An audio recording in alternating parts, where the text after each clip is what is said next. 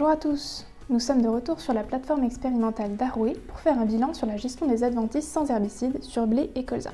Pour limiter la pression en adventices, plusieurs leviers classiques sont mobilisés.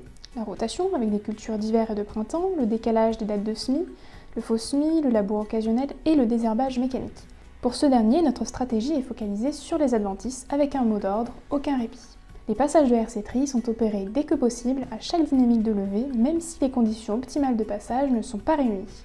L'objectif est de perturber la croissance des adventices, d'éviter leur bonne implantation, pour éventuellement revenir plus tard terminer le travail avec un nouveau passage plus agressif et ou dans de meilleures conditions car la culture sera plus développée. Allons voir Sébastien qui va nous présenter les itinéraires techniques mis en œuvre sur les 3 parcelles en culture d'hiver conduites sans herbicide, le blé précédent colza, le blé précédent soja et le colza précédent pois. Suite à la récolte du colza, on a décidé de ne pas faire de labour parce qu'en vue de la rotation, on avait des cultures de printemps qui succédaient et donc on pouvait envisager de ne pas de régler le problème d'adventice avec cette rotation-là.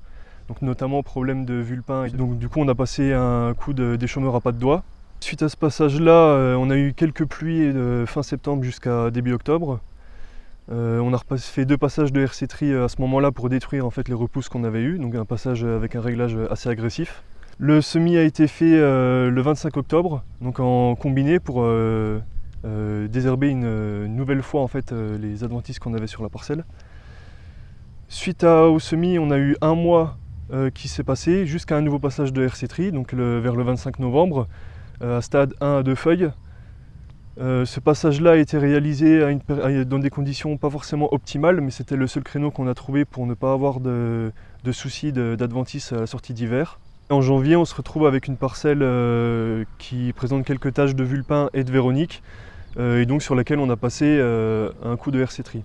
Et on envisage dans les semaines qui suivent d'en passer d'autres à nouveau pour compléter le travail de désherbage mécanique. Un bilan pour l'instant hétérogène en termes de vulpin, encore présent après le précédent colza, mais des passages de RC-Tri sont encore prévus et 2 cultures de printemps suivent dans la rotation, ce qui devrait faciliter sa maîtrise. Qu'en est-il du blé précédent soja?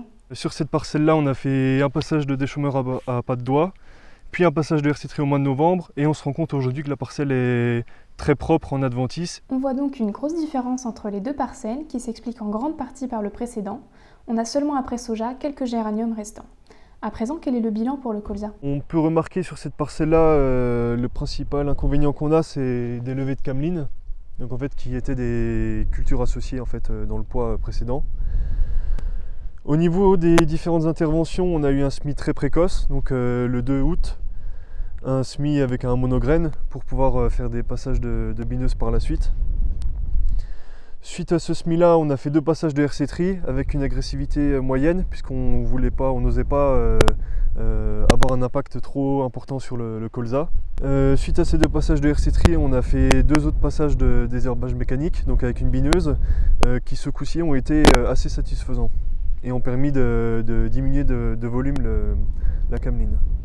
Au final, on a une parcelle qui présente pas mal de vulpins et de véronique et de gaillet, notamment dans les andins où on avait la cameline.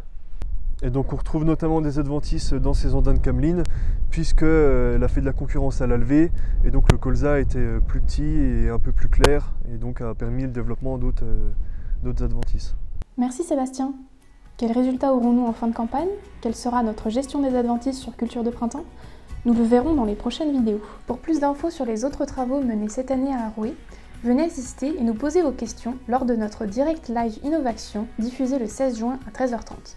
Nous parlerons de notre système zéro phyto, mais aussi de gestion de l'azote, de légumineuses, de fertilité du sol et de succession de 2 cultures en un an. À bientôt!